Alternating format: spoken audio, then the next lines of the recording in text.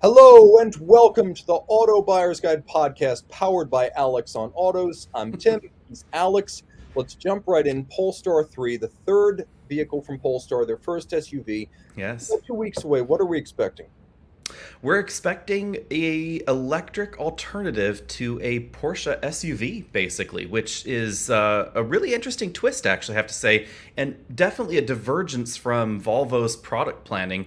I guess this is probably the first product that's really going to show us what Polestar can be and how Polestar might be separate from the Volvo empire, I guess, because Volvo's mission is compete with BMW, Mercedes, and Audi in the mainstream segments and in the lower and entry level and options in those segments. And this is going after Porsche with a $75,000 starting price tag, is what everybody is assuming. And what are they saying? Over 600 horsepower, or did I get that wrong? No, you're definitely in the right ballpark. We're going to have 671 pound-feet of 671. torque, Yeah, there we go. Okay. 510 horsepower. There we go. Yep. So definitely pretty peppy, and that's a starting point for them because they keep ratcheting the Polestar 2 up. It is interesting. I don't know if you're intrigued by this too, but we've seen Polestar 2, obviously, we've seen Polestar 3, and we've seen Polestar 5. We haven't seen Polestar 4. I'm scratching my head about that, I will admit. And I am also intrigued that the numbers bear, like the Ionic family, they bear no meaning as to the format of the vehicle. So you say Polestar 3 doesn't mean you automatically think crossover or SUV. I think a lot of people are confused because if you haven't seen it in person, you could easily mistake the Polestar 2 for some sort of mild crossover. They don't view it as Mm-hmm. that.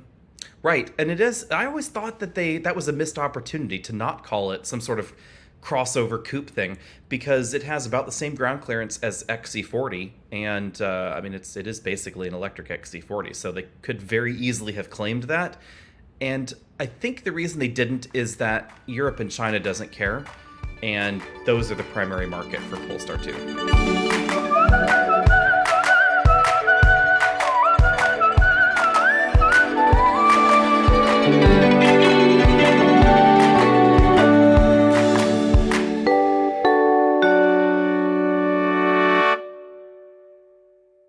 Now, also interesting is that there's a little bit of confusion about the range for the dual motor version. For the most part, these crossover SUVs that come out with EV propulsion, you get the most range out of some sort of two-wheel drive variant. But there's been talk Yes. of 372 miles from a dual motor variant, which would be extraordinary given the price. Yes, we don't know whether that's WLTP range or EPA range, for one, though. Yes. We also don't know any battery details, so I wouldn't be surprised if that's the model with the biggest battery and therefore gets the longest range. That's something we've seen in other manufacturers before. Um, this is certainly hallmarking or highlighting what we should see in the EX90 coming up very very soon from Volvo because they're going to be built in the same factory in the United States and they're going to be very closely related. So the Volvo is going to be the more practical, safety first, family friendly 3-row electric and hybrid thing. And then we're going to get this Polestar 3 that's going to be all electric and much more performance focused. It's a really fascinating vehicle if they can bring the price in at a competitive level. Because in general, once you start increasing the size of the battery, you are increasing the Mm-hmm. single most expensive component of an EV. Which is why Faraday Future's FF91 range recently exploded to 381, but they also started specing a much larger Yes. battery and potentially higher prices. So if Mm-hmm. they can hold this to under $85,000 with a 372-mile range and dual motors, whether it's a performance variant or not, if it's two motors and it's that high and priced right, it's going to be an incredible product. I'm gonna go ahead and guess that that dual motor long range one is gonna be way more expensive than that. That's just my guess. Obviously, we don't have any pricing guidance because the rumor mill has been saying that this is the first Polestar that's going to go into six figures, most likely. Okay. Well, if that's the case, then there's no way you're getting away with murder because that would have been an incredible pricing breakthrough. And Yes. remember, although they have built previous vehicles in China, this one is being made in the United States, so they don't have super low labor costs on this. Right, and that the target is a little different than Polestar 2, which is an entry level EV designed for a BMW 3 Series or Mercedes Benz C Class customer that wants to look at an electric alternative to Tesla. And this is going to be an alternative to the upcoming EQE SUV Mercedes numbers are getting in my head here. The BMW iX, especially the high horsepower version of the iX, which is quite expensive, and then of course the Porsche lineup as well. So it is quite interesting that they're not going in the same direction, say, that Audi is with the Q4 e-tron, which is quite inexpensive, and it's based off of a Volkswagen. It's also going to be fairly slow as far as 0 to 60 times go. So Polestar seems to be going in a different direction, but I wouldn't be surprised if we saw options from Volvo that were more like what we see from the mainstream luxury entries. Porsche is definitely in a slightly different price category. It's that notch above the average European luxury vehicle, and you pay that premium for it.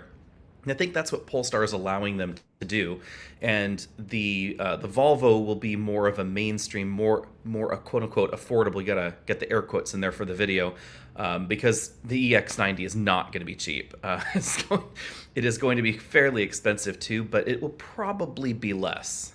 And approximately how big is the Polestar 3 going to be? Because when people hear Porsche, they don't know Hmm. whether we're talking about Cayenne or Macan, and there is a pretty big size difference between them. Yeah, it looks like it's going to be more Cayenne than Macan.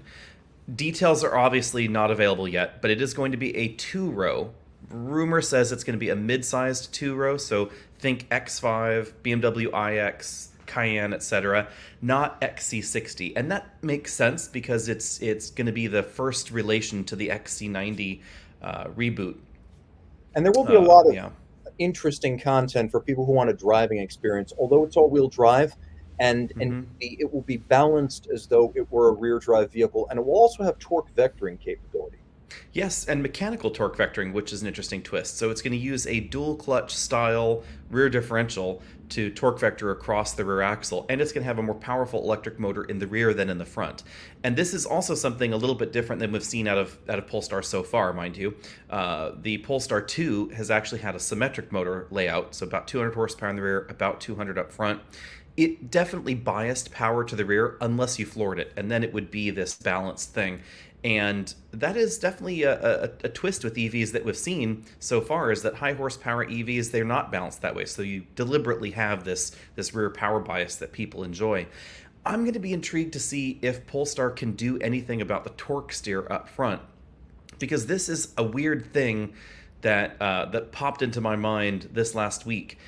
It's the question in my head is, are we going to forget about driving dynamics and burn it on the altar of quick 0 to 60 times? Because every high horsepower EV that I've ever driven, except for the Rivian, oddly enough, has a massive torque steer problem, because there's just no way to have that much power up front without torque steer. BMW iX, the i4 M50, etc., the Model S Plaid, lots of torque steer in all of these vehicles.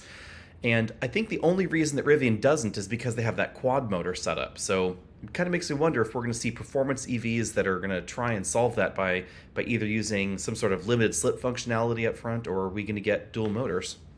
Yeah, it is very confusing because with the advent of super high-powered all-wheel drive EVs, we hear people talking about the front and the back doing different things. When you have a Hmm. high-powered front-wheel drive car, like say the Cadillacs of the 90s, the early 2000s, you get the sense that the front has a mind of its own. But now that all the wheels are driven, the back also has a mind of its own. And it's like two Hmm. different vehicles trying to do two different things. And I hear that most often when people talk about the F-150 Lightning. Yeah, the Lightning has a little bit of that going on. I mean, it's the only truck with torque steer for sure, other than the limited number of front-wheel drive Hondas that you find out there. But the reason is the same reason that we find torque steer in the BMWs, the Mercedes, the Teslas that are dual motor setups, is because we don't have a mechanical connection to the rear. Generally speaking, in all-wheel drive vehicles, even if it's a front biased all-wheel drive system like a high horsepower Volvo that's front-wheel drive based, this is a good example, I think, because obviously electric Volvos have this problem as well. They have a mechanical connection to the rear that they can close, and then they can also overdrive the rear axle just a little bit, and that causes the rear wheels to sort of push the fronts, and that really alleviates that torque steer feeling for the most part. It can still be there, but when you have this disconnection, you end up feeling like a Volvo plug-in hybrid or a Volvo EV, where the front's doing its thing and the rear end's doing its thing, and it is going to require a bit of getting used to. Now, in terms of technology that is not purely propulsion based, they're talking about NVIDIA artificial intelligence hardware, and they're talking about LIDAR being involved. And I'm curious as to the implementation of either of these, but at least some of it is going to be used to physically monitor the driver during the Hmm. drive. Yes, and so and this is specifically to the EXC90, which I guess maybe the E is going to be silent and it's just going to be XC90. I don't know. Who knows? At any rate, Volvo is really narrowing on their mission of nobody being killed or seriously injured in a Volvo by, I think it was like 2030. That's their mission.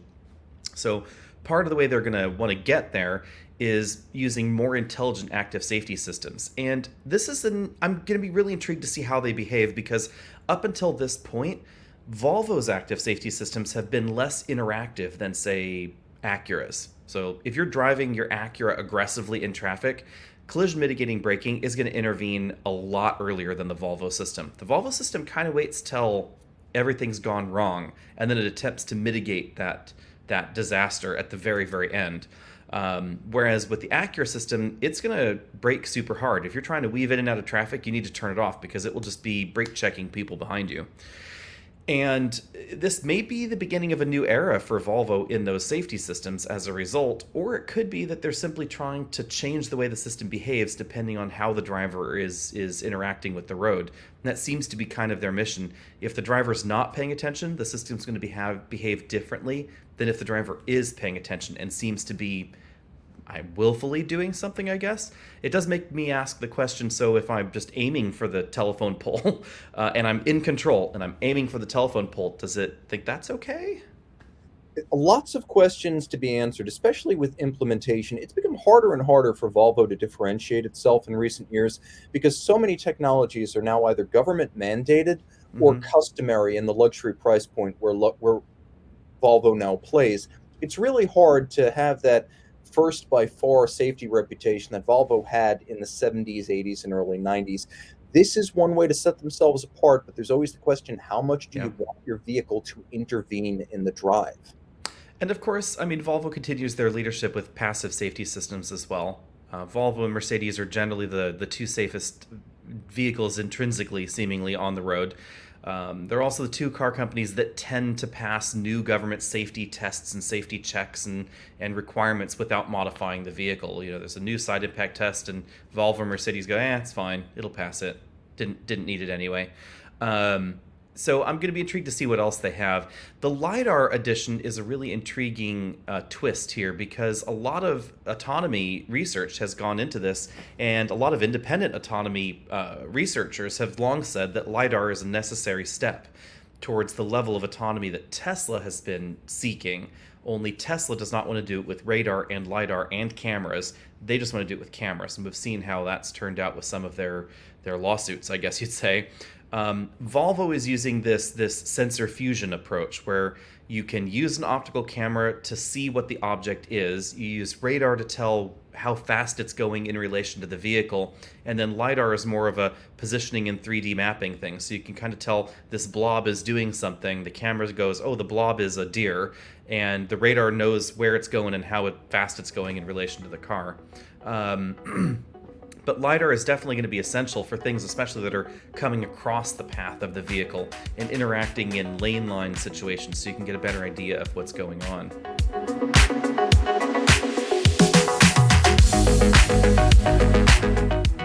So now, moving from a vehicle that will overtly pitch safety alongside performance, we have a vehicle that will pitch ugliness alongside performance in the 2023 BMW XM. Now, I don't think it looks that bad. do, how do you think it looks with the night gold metallic trim? I I wouldn't get the gold metallic trim. That's just me. I don't live in the 1980s, but I wouldn't do it. But maybe someone would. This seems like something an aftermarket Cadillac accessories king would have on like a 1977 Eldorado. Gold trim dripping from every seam. I mean, if you have a Gucci handbag or whatever the fancy handbag is right now, and it's got the gold hardware, wouldn't you want your car to match? I guess, but let's just be honest. The style of this vehicle is challenging. Judge Dredd does not fully describe it, but let's at least give them a chance. They're describing this as the first purpose-built M vehicle since the M1, which I don't buy because it has the same wheelbase and overall length as the X7. There's no way these Yeah, two that's things aren't related. true. It's true. But it's going to be fast. It's going to have a bare minimum of, I mean, it's going to be like 644 horsepower and 590 pound-feet of torque. But if you get the label red variant, which is going to be a limited edition Hmm. version, again, this is made in South Carolina, just like the Volvo, so they're coming from the same place. You can get 725 horsepower and 735 pound-feet of torque in this X7 sized vehicle. And I'm intrigued that they went X7 sized for a purpose-built M vehicle. I would have thought maybe we're going to be M5 sized, but no, apparently not. Well, here's the other thing, too. It's going to be two-row exclusive, from what I understand. They're not going Hmm. to make a three-row version of this. So it's two Right. rows for luggage, and you're done. I suppose in a way it makes sense because Range Rovers are pretty expensive. They're pretty big, but they've had two rows. Now we finally have a three-row Range Rover, so that exists. But there's definitely a market for that. And we have Bentley and Rolls-Royce in this big two-row SUV, whatever it is we're going to call these things. So I'm really intrigued to see how that goes. And it really does show that BMW is chasing what people want, and people don't really seem to want performance sedans. Well, the other weird thing about this is that it's really heavy, and they went Yeah. plug-in hybrid. So you're going to get 30 miles of all-electric range. Now, the only way I can possibly explain this is that this has something to do with European city center regulations, and this is the only way you're going to be able to get your, apartment block-sized performance SUV into and out of London if you're a stockbroker in the financial district. For Because sure. the result is a 6,000 pound vehicle, which is Hmm. probably about 700 to 800 pounds heavier than it needs to be without those PHEV features. I can't imagine anyone's going green by buying this. So why add those features at all? Right, and you can't help but think resurrecting the i8 and just having that be the dedicated M car, that could have been a thing, right? That could have worked somehow and been a lot lighter. But the truth is that people want MSUVs. That's the thing. They sell incredibly well, so it is strangely logical in that respect. Yeah, well, you will get your M SUV with dripping gold 23-inch wheels, which I'm sure are great for overall efficiency.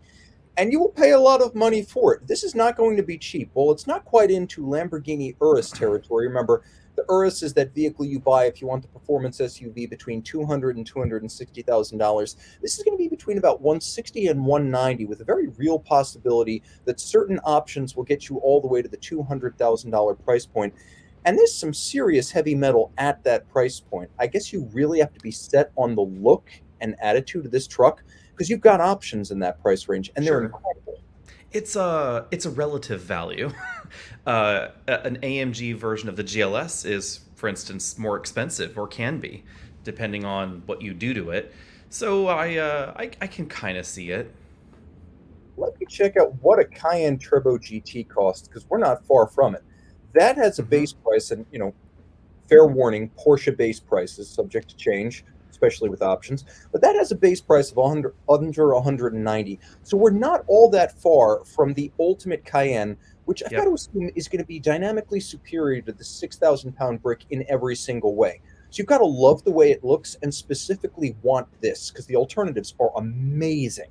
Yeah, but of course, if you live in a high tax disc zone, if you're in London and Sure. you can't go through that area in your Porsche, then you buy this because it can go into the city center. Yeah, and there will be options to customize it inside and outside. The trim is supposed to be absolutely gorgeous, dripping with high-end leather, Alcantara, technical materials. If you want, they will, I guess, give you extra top speed with the M package. You can go Hmm. 168 miles an hour on the Autobahn before EVing it through the city center in Stuttgart. You know, show up those Mercedes boys and all. This is a weird vehicle for me. I don't get BMW's current truck design language, so I'm just not the target buyer for this. But I have no doubt that if you just want an SUV that is EV fast and like BMW bad, this thing's both of those. It's a badass looking Hmm. truck. This is for the guy who would buy a dually but doesn't need that much size or space. This is for the person who maybe in a previous generation would have gotten like the S65 AMG, or you're just looking for the ultimate of something. You've added every option, and just the XM is one more than an X5 or an X6. Pretty much. That's basically it. I think Okay. an X6 might almost have been a better platform to derive your exclusive M from. But hey, what do I know? I guess this is also for the guy who maybe has Rolls-Royce Cullinan aspirations, but not Cullinan budget. It is Yeah. just as brash and unapologetic about the way it looks. It's just cheaper. Or you've got a Phantom for weekends, and this is your daily driver. That makes sense. Okay, so that this is the beater. Yeah, could be. Fair Or enough. it could be for being driven in the back. Maybe you have the help drive you to the office every day. Your chauffeur-driven 725 horsepower PHEV SUV. Got to get there fast. I am so confused by this vehicle.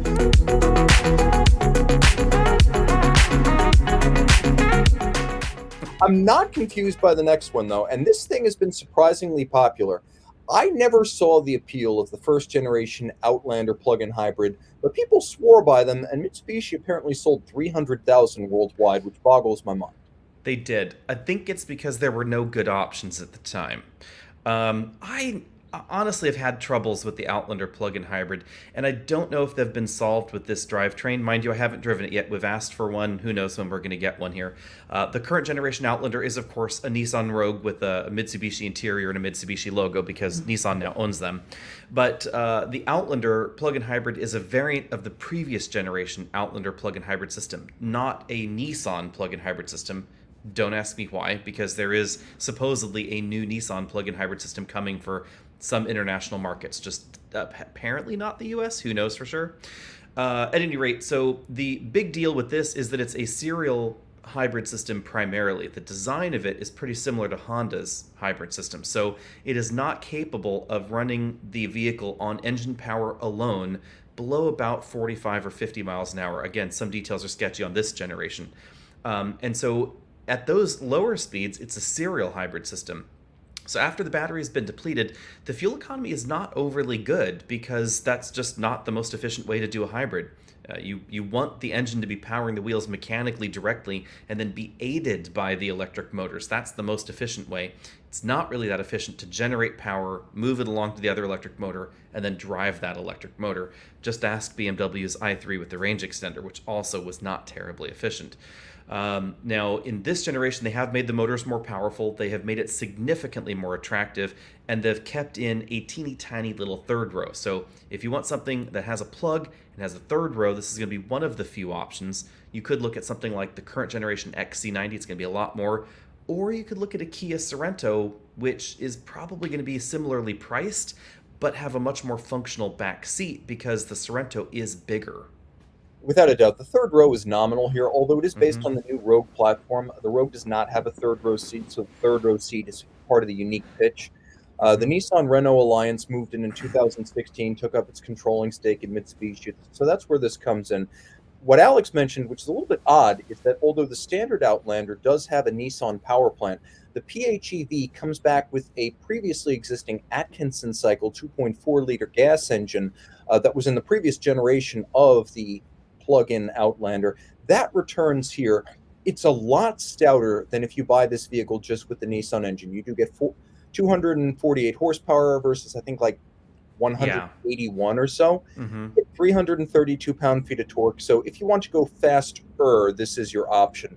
But a It's reasonable amount of weight, for also, sure. yes, a And reason. the one thing I will say is that Nissan or Mitsubishi, they measure their power output figures like Honda does. So maximum system horsepower is not maximum power that can be applied to the wheels. Theoretically, there's a point where you can send power mechanically along the clutch pack up front and also be pulling power from the battery. That is theoretically when you would get that peak horsepower, but those speeds are not legally achievable in the United States because that curve is so impossibly high. It's just like with Honda's hybrid systems. They say they're 212 horsepower. They're really just 180 horsepower because you cannot get 212 total out of the system at any legal speeds in the United States. It actually is more like 120 miles an hour is theoretically where that could happen if it wasn't artificially limited to below that speed. That's true. This one's going to be mostly about the torque, having a little Hmm. bit more give off the line than you'll get with the standard Nissan. The other thing I think is the Nissan is paired to a CVT, so Yes. Yes. And this is going to feel kind of like a CVT because it's basically going to be an electric vehicle below, 45 to 50 miles an hour. And then above that, it's going to feel kind of like a CVT now and then. So it definitely has a unique feel. It also is going to be the only plug-in hybrid in the US with a DC fast charge connector. Chatamo, unfortunately. Yes, which is another weird twist. And I think that's because of its primary market, which is Japan. In Japan, the Outlander plug-in hybrid is a fairly expensive, fairly large family people mover thing. In America, it is a funky, small-ish thing with a emergency use third row. Just the positioning of the vehicle is quite different in this market. But they did not want to change the structure of it and the software for America that much. So the hardware and software for charging, they just decided to leave as Chatamo here. And Chatamo is unfortunately dying. Nobody else supports it. Even Nissan is running away from it in North America. The new Aria is going to be CCS.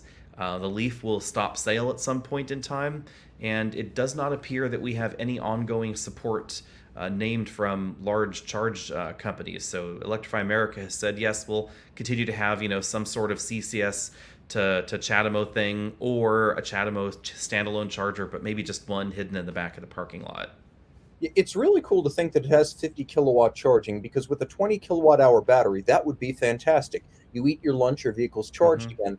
But in practicality, it's just not going to happen. And I think with the Yeah. 4,300 pound weight of this vehicle, which is enormous for a midsize SUV, it's not going to be something you buy because it charges fast or because you're looking for good fuel economy after the battery's depleted. With 38 miles of range, which is probably second best of PHEVs after the RAV4 Prime, this is a vehicle you mostly buy because you're trying to replace gasoline and you don't want to go full EV. That's its single biggest strength. It's that 38-mile range and the large-ish battery. Yeah. And when we take a look at it here, let me pull this up here because the Sorento is just such a funky thing here. The Sorento plug-in hybrid in prestige trim is 49 grand here. The Outlander, oh, they don't have pricing available yet on It their website for starts at their 41, I 23. think. I think it 41? starts Okay. at 41. So that's actually that's quite a bit more expensive than the outgoing model. I'm a little surprised with that. Theoretically, you could get in a Sorento for 49, but it's going to be roomier inside. And it's going to have a mechanical all-wheel drive system if you choose the all-wheel drive option. I believe This that's is still available on the plug-in hybrid. Let me check on This that is an one. interesting vehicle to me. I think maybe it's only interesting to me because I remember like the freewheeling Mitsubishi of the 1990s, back when the stuff they sold in the Hmm. US was bonkers and the stuff they didn't sell in the US was even more bonkers. I think That's it's true. 90s nostalgia that draws me to Mitsu, especially since back in 2008 and 2009, I think we all kind of assumed that the Mitsubishi era in the US was kind of over. Hmm. Yeah. Yeah, the Sorrento is at least all-wheel drive standard. It's 261. So performance-wise, I wouldn't be surprised if the Sorrento was actually a little faster than the Outlander. I'm just intrigued that they continued to go this direction rather than bring us the new Nissan plug-in hybrid system, which they've been promising for years and years now, but we still have not seen in reality.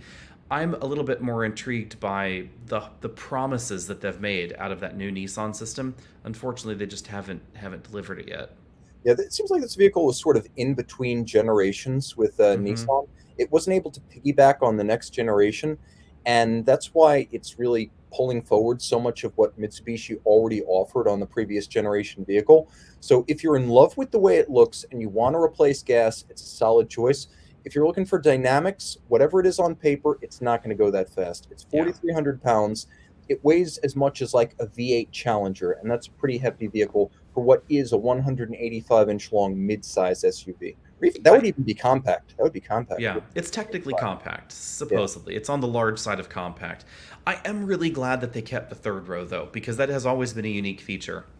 Is the ability of the emergency use third row. It's not large. You won't fit adults comfortably back there. Um, But there's no child penalty seats are going either. to be a pinch, but you can do it if you need to. and it folds flat, so it's not like you have to Hmm. give up storage space. It Right. disappears when you need it to disappear. Yep. Yep.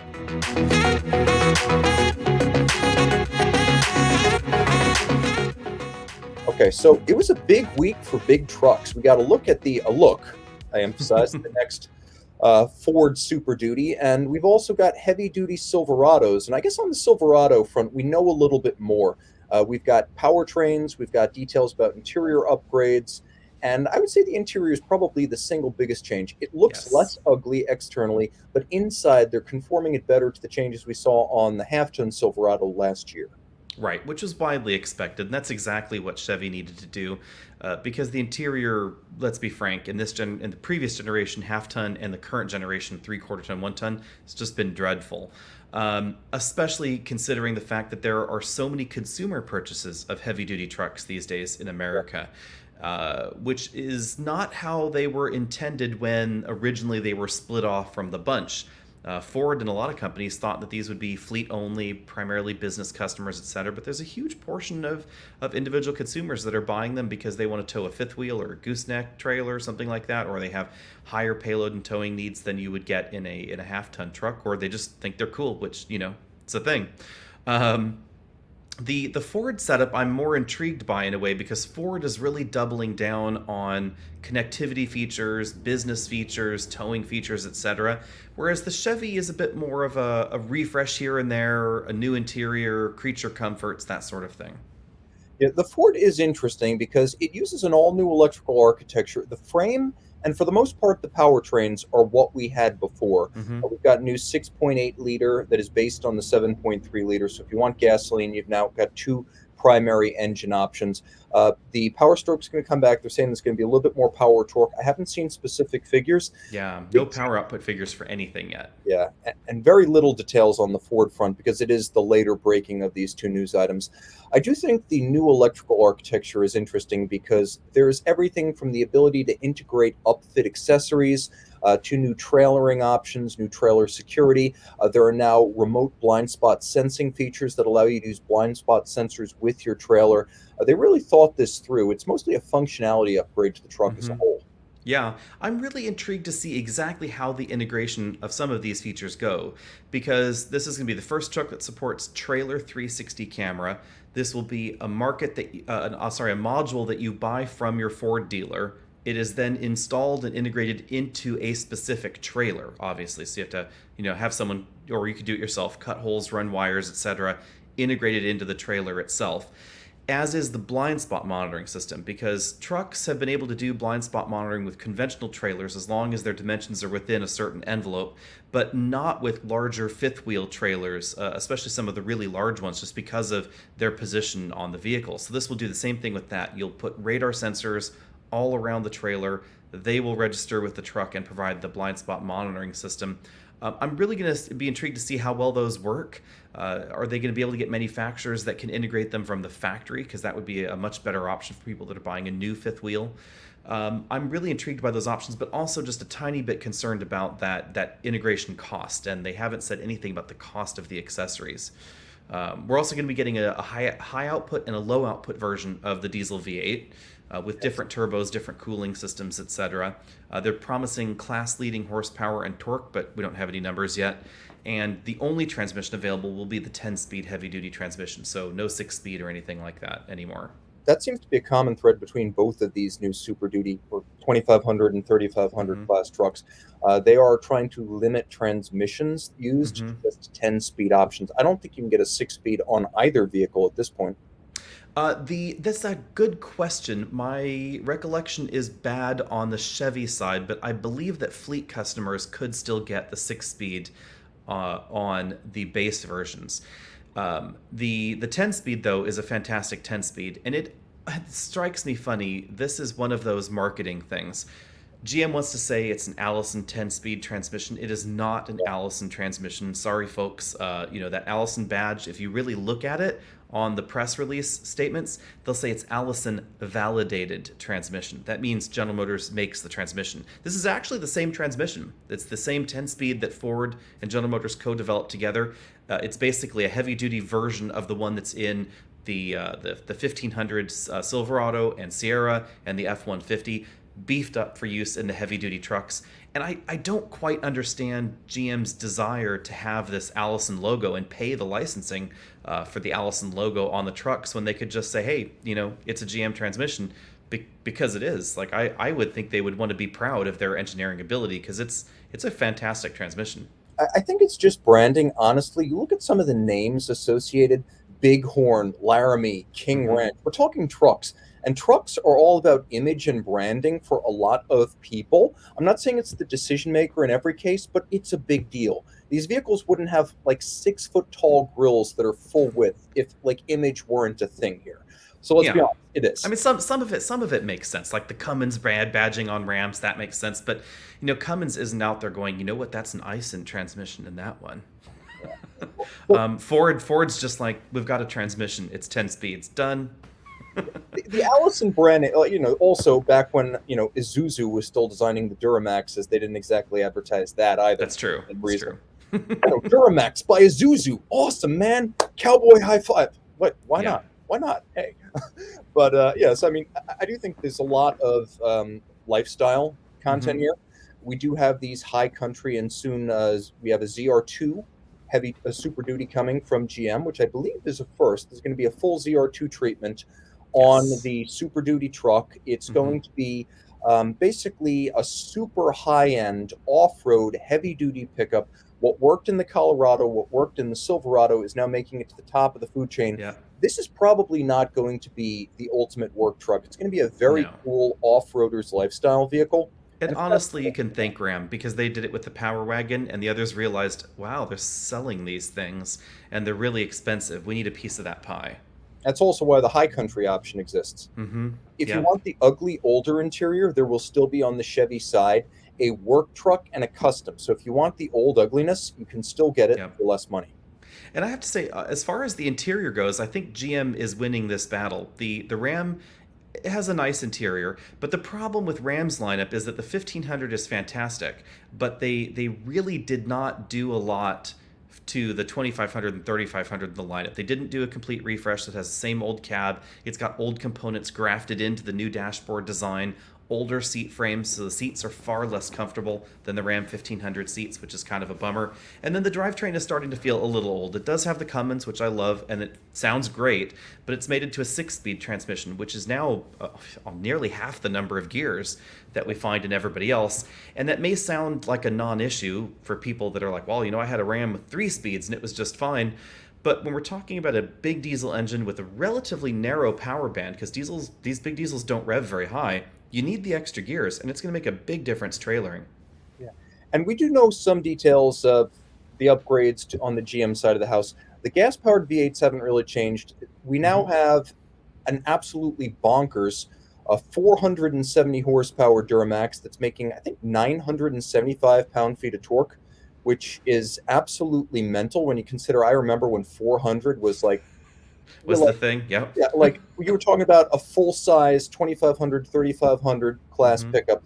You get, 150 horsepower from a non turbocharged Cummins diesel back in the 90s and 400 pound feet of torque. Now it's 975. So what does that give you? It gives you a lot. It gives you a ridiculous, I think, 36,000 pounds of towing capacity with Yes, the far more than you can legally use, of course. fifth wheel dually, of Mm-hmm. course, all qualifiers present, and you can haul 7,290 pounds of what? I don't know, maybe lead, but you can put it in your truck.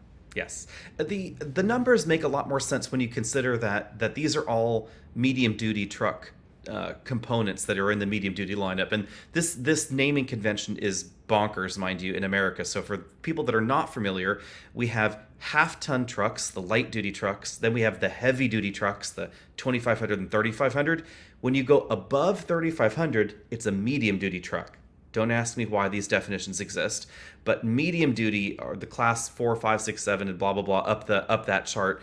Those are the F650, 750, blah blah blah. Those are the cranes, the mining vehicles that have a dump truck bed in the back. The chassis is Armored for cars.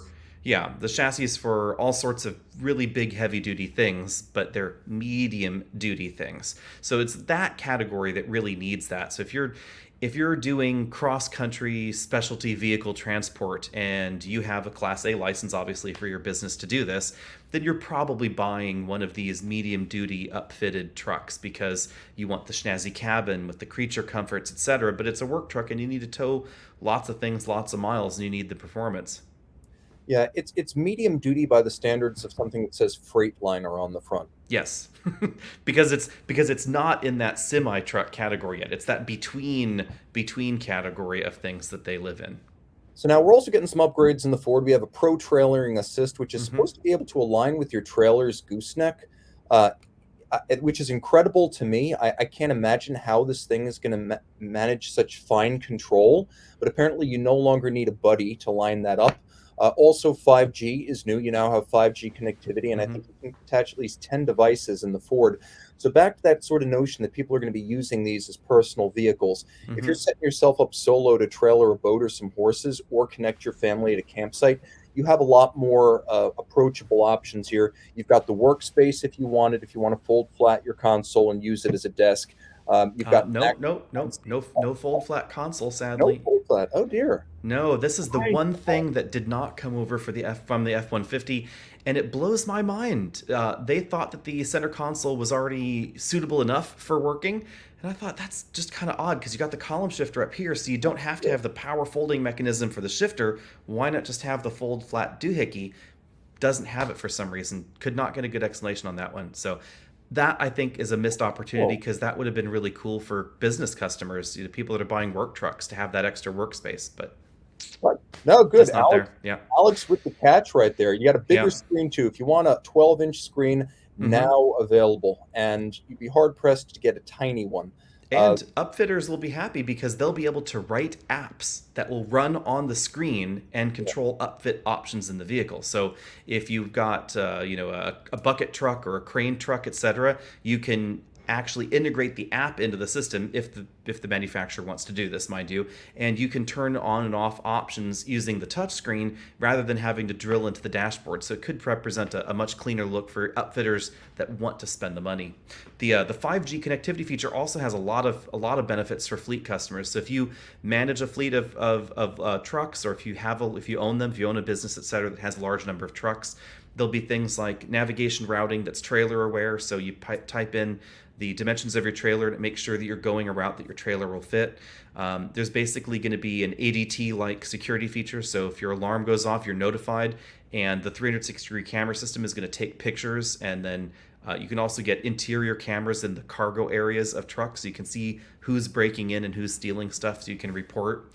You can make sure that your fleet's not moving at night. Know where your kids are and make sure that the truck is not moving at night, so it'll actually disable the ignition so it cannot be started outside of certain windows.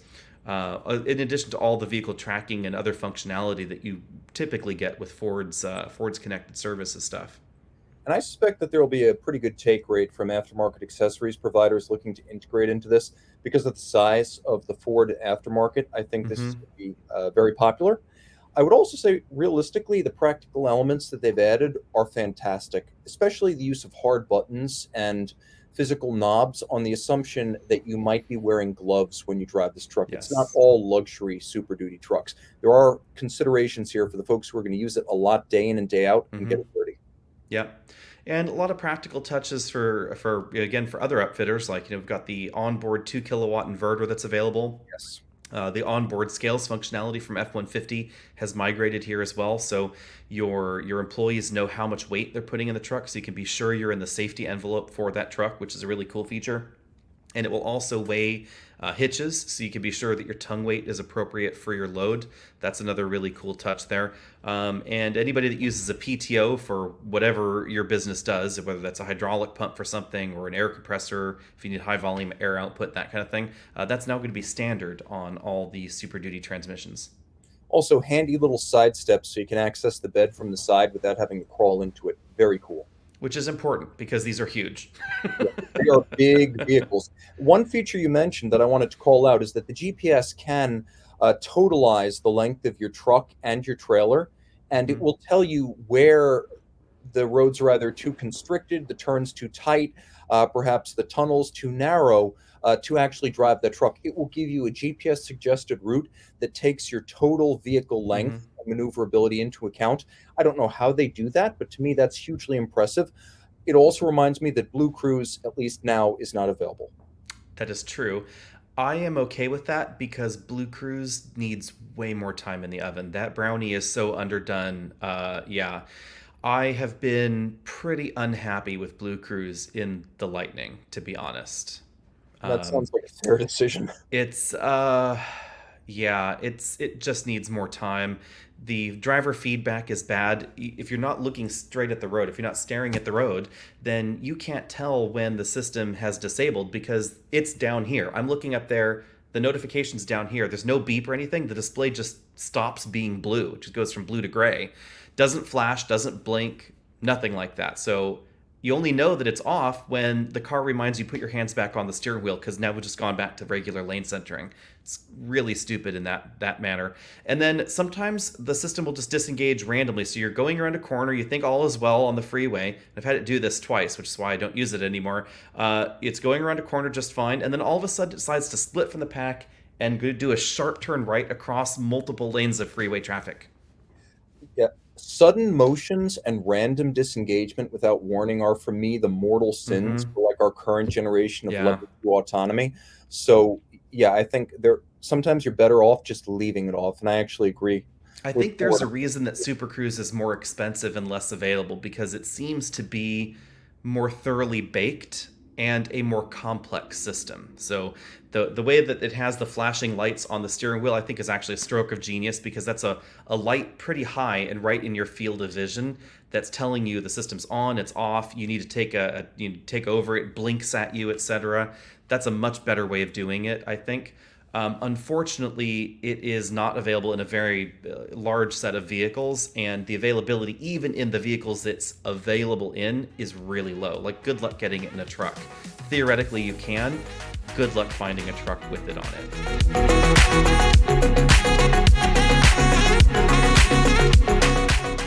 Speaking of finding a truck, we've got a rare market report. A lot of EV pickups on Bring a Trailer. Now, in the past, an F 150, a stock F 150, would not be the kind of enthusiast vehicle that would pop up on a website like Bring a Trailer, which is generally special interest, classic, performance enthusiast vehicles. But we have some reasonable pricing history now for Rivian, the GMC Hummer EV, and the F 150 Lightning. What's interesting to me is that these F 150 Lightnings, Lariats, Platinums so far, they're not going for the bonkers money I expected. The last three sales were 82,000, 88,000, and 88,000. Those were all Lariat. it. I expected more at this point with current availability and the market we've got. I am surprised by that a little too, but only because I think that that's it's a supply and demand thing in essence. Ford has built more of them really already than Rivian has, so there's a bit more availability, as you if you will. We also don't know how many owners had to sign stop the agreements that says you can't resell it in a year. I'm guessing not very many because we are seeing them transact around like this. And it does not appear that the massive price hikes on the Lightning has caused that to go up at any amount there. Do remember, though, that, of course, the true sales price of this is going to be 4 to 5% higher because Bring a Trailer charges the buyer a fee. Yeah, and it's also important to remember that of those three $88,000 or $80,000 range F-150s in Lariat trim, two of them were bid to, which means the reserve was not met. Though the Hmm. last one that was sold for 88,926.22. That was another Lariat that did sell at that price. I'm actually surprised that there are only 8 vehicles in the sales history on Bring a Trailer because I would have thought as the most Hmm. prolific of the production of EV pickups there would be the most F 150 Lightnings listed, either bid to or sold. We've actually Yeah, got more Hummer EVs, and let me double check, but I think we also have more Rivians. Yeah, we do. We have one yeah. more Rivian. And Um, for comparison, on cars and bids, an F-150 Lightning Lariat with 300 miles just went on the 22nd of September for $100,500. That genuinely shocks me. First, because it's so much more than bring a trailer. Second, because it's Hmm. cars and bids, which is kind of like It's this. very, yeah, it's very hit and miss. So like if we look at the current three auctions that are still going, one has 2 days left. It's already bid up to 103. It's a platinum though. And then on the recently ended auctions here, these are all over the map. So there's a Lariat 86,000. There's a Lariat 80,000 did not meet the reserve. Lariat 78 didn't meet the reserve. 82 didn't meet the reserve, but 92,000 that met the reserve and was sold. One for 90,000, one for 97, one for $111,000 just a few weeks ago. And of the bring a trailer platinums that were bid or sold, not one of them was bid or sold for less than $112,000. But still, when I think about how you can option up a platinum, you can hit $100,000 at the dealer before adding too many Yes. accessories. You can do this with options, For and 2023, yeah. yeah, so I'm a little bit surprised that the prices aren't higher given the premium being paid for the Hummer. Hmm.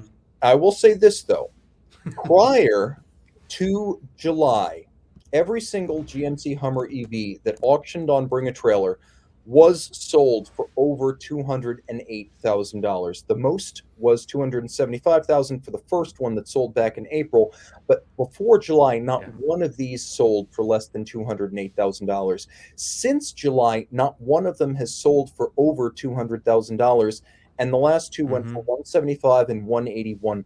I'm not going to say the market is coming down, but 275, 225 down to 180, 175, that's definitely a decline. Yeah, it was always bonkers. Let's be honest. For the Hummer, that never made sense to me. But again, I think it's a supply and demand thing because so few Hummer EVs have been built relative to the Lightning, which is they're actually trying to crank out as many as they possibly can. Ford seems really committed to building as many as they can get batteries for. They're just trying to pop them out left and right. Same thing with the Mach E. They're really trying to sell a lot of them.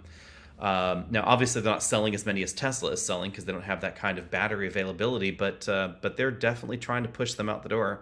Rivian's had, relatively speaking, more production problems, even though they had a head start as far as the pre-order and the vehicle theoretically existing, but they've just had a horrible time getting everything up and running.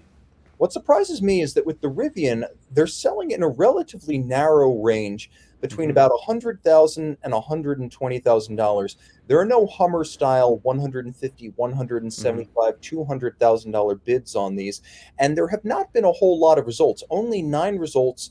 There are no trucks currently offered, which genuinely surprises me. The Rivian, if you were to go to a dealer and buy it with broad options selected, it wouldn't be too hard to get it up to 100, Hmm. $105,000. So I'm surprised that the sale price on Bring a Trailer is only slightly above the price of buying one new. I would have thought with the weight involved and the slow ramp, Right. there'd be a large premium, especially given the performance that it offers, which is considerably more than the Ford True. and competitive with the Hummer. Yeah, I think that Rivian, just as a new player, there's just a little bit less interest there. I think that the Lightning arriving took a lot of wind out of Rivian sales. Right now, there are two available on cars and bids. Both are currently at $90,000, and the most recent sales have ranged from 101 to 90,400. Yeah, which is about what it costs new if you Yeah. buy it now. And that does shock me because I thought it would be Hmm. a lot more. Yeah. So, Faraday Future, buy or sell. The FF91 Futurist has been rated at 381 miles of range. They will need money to get it to production. Is this at least encouraging? Yes. I don't know. I don't know. That whole Faraday future thing seems to be such a rolling disaster. I'm not clear what to think. I'm guessing that let me say, my recommendation to anybody that's asking and may have a deposit on something, get your money back. Because if things go to bankruptcy court, you're not going to get your money back. The creditors will get it first. Deposit holders will be last. Get your money back now. Um, if they actually start shipping cars, you can always reorder one. I think that the deposit they take is really low relative to the price of the vehicle. Like I, Hmm. I think it's almost like some pitiful amount of money, like 1,500 or 2,500. I think it's really tiny so that they can say they have deposits and like this is a pitch they Yeah. can make to investors. So yeah, you could lose that relatively small amount of money. I would rather have it than lose it, but the stakes seem fairly low for most Faraday deposit holders at the moment. Also, this thing gets more expensive and later breaking every time they talk about it. I'm amazed the whole thing is still going. Like it's like a zombie. You're like, how in God's name is it still walking? I don't know how this company still exists. Yeah, apparently here the Faraday Future in February, only 300 of the 14,000 pre-orders actually paid their deposit fee. Does it mention what the deposit fee was? It does not say what it is. It just says the other 14,000 orders are just bookings with no payments made. Oh, okay. So I don't think a whole lot of people have exposure to this, but I actually Mm. agree with Alex. $1,500 is like a nice like weekend away. Let me see if I can find the deposit. I really do think The current deposit is $1,500 for the Futurist, other. 5,000 for the Futurist Alliance. Okay, the Futurist Alliance, I believe, is the one that I think it was the one that was rated. It's their most expensive.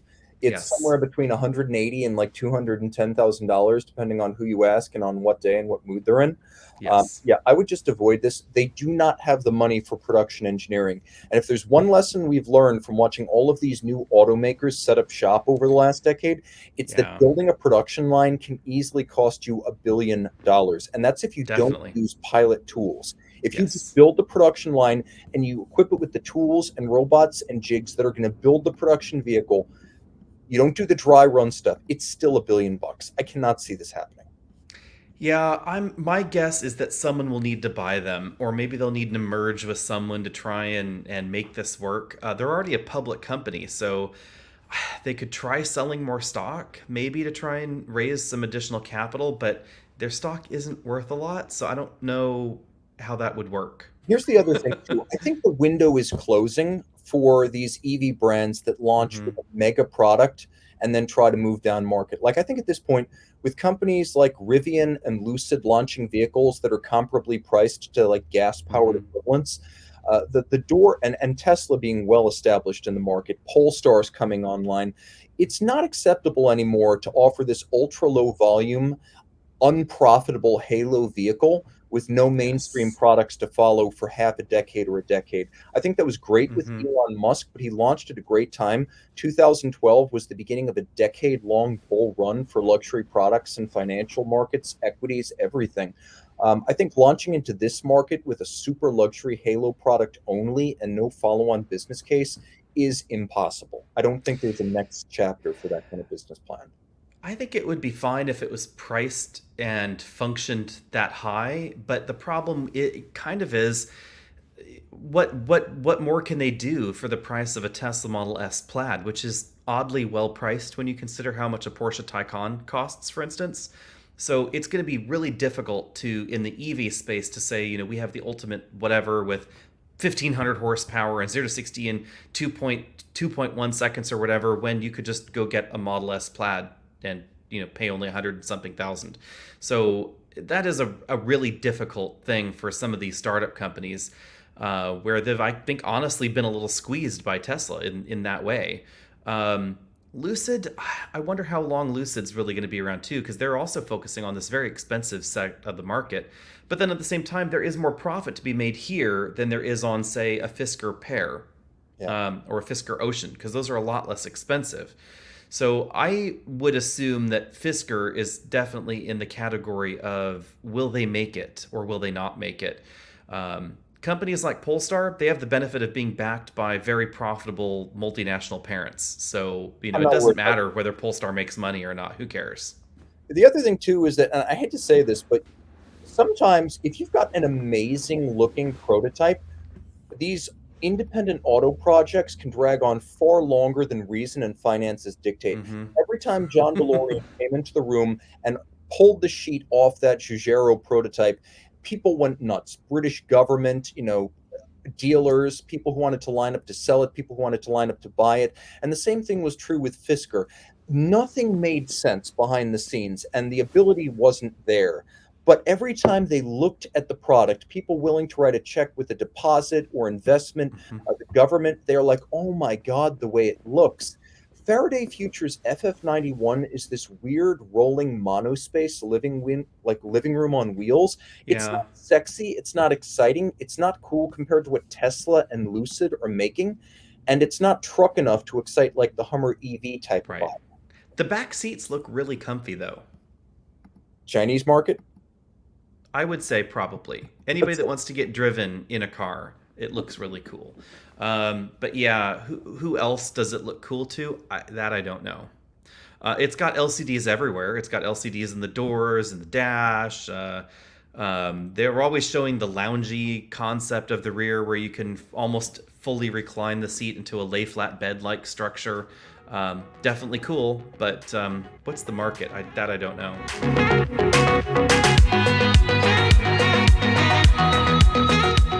I don't know. I will say this, from markets to black markets, California recently, and I think this is our capstone topic for the show, but California recently passed a law making it difficult to buy and sell stolen catalytic converters and their Hmm. constituent parts. Quick backtrack, guys. This is one of the strangest outgrowths of the pandemic. We've seen the rise of weird chaos factors whose link to the pandemic is unclear, but whose connection is obvious. I don't know if that makes sense, but things like road deaths and traffic chaos and people speeding and driving dangerously. Well, catalytic converter theft is also one of those things that just skyrocketed, going from a weird niche that we thought was confined to previous eras to 65,398 catalytic converter thefts in 2021. How much of a rise is that? Well, in 2019, only 3,300 were reported stolen. Hmm. So this is the biggest market for cars, taking the biggest step to halt catalytic converter theft. Does it matter? Will it make a difference? Is it too interstate? I'm curious as to see. I mean, California is pretty big, so there's definitely a laziness factor in trying to truck them out of California to try and sell them. That is a concern, and would be a concern in some of the areas close to, say, Arizona or something like that. But I would assume there'd be better low hanging fruit for theft than not, because it does take a while to get out, and you've consumed some of your profits in trying to truck them around, and risked, of course, being stopped with with a box truck full of Toyota Prius catalytic converters. Um, so I'm going to be interested to see if other states adopt this, especially if California can convince neighboring states that they need to jump on board. Especially Arizona and Nevada would be the two big ones that would help a lot. Only time will tell as to whether or not this will help. Basically, it causes the recyclers to have to actually see who they're getting these things from, keep records, VIN numbers, etc. Make sure that things are tracked. They can't just give you cash in the back door anymore. And the fines are pretty steep for the recyclers if they don't. So the first offense is $1,500. The next offense is $4,000, and the possible suspension of your recycler's license. And the third offense is basically like you're closed. So it's definitely seems like the recyclers are going to start taking the records. Will that make a dent in the actual thefts? We don't know. Well, You it's got no you got to coincidence. admit, it's always been sketchy that dude pulls up in a Honda Accord and is like, I have these 8 catalytic converters from these cars I've found in my yard, and just how much could I get for them? Yeah, these fell off on the side of the highway. This is Mm-hmm. totally legit. I want cash on the Yeah, spot. No names, exactly, please. exactly. I don't. I'm between bank accounts now. Please give me cash. It's not a coincidence, though, that Alex mentioned the Prius, because the 2004 to 2009 second gen Prius, that's quite a haul. You could make off with $1,000 based on what is in the catalytic converters, Mm-hmm. mostly platinum family materials like platinum, palladium, and rhodium. And I talked about the pandemic somehow having a relation to all of these chaos factors. This one's pretty straightforward. The price of rhodium jumped from about $700 in 2016 to currently about 14,000 plus. It was at a high Yeah. of almost $22,000 per ounce back in 2021. So just as supply chain scarcity of Mm-hmm. manufactured components has raised prices and reduced availability, raw materials are also highly sought, and that is also a flourishing market if Indeed. you have them. Yep. And so that's the entire origin of it. Was just it started being worth something, and people weren't asking questions. So hopefully, asking questions will at least help. But we're probably at least a year away from knowing whether it actually did anything or not. Well, the most practical solution to this problem, of course, is to go lay down a $5,000 deposit on a Faraday Future FF91 Futurist Alliance. No catalytic converter. That's Problem true. solved. No catalytic converter, or get a diesel. No catalytic converter there either. They're not stealing. They're not stealing the soot traps. So. All right. Well, now that we've solved that problem, Alex, where can they find us online? They can find us at all of your favorite podcast locations. Of course, if you're listening to the podcast, be sure and check out the video, because there will be pictures of the random things that we're talking about on the video, so you can actually see what a Faraday Future looks like, especially that really funky back seat. And of course, you can find us on the Alex and Autos video channel, the EV Buyer's Guide video channel, Facebook, Twitter, Instagram, all of those social places. Toodaloo, guys. Bye.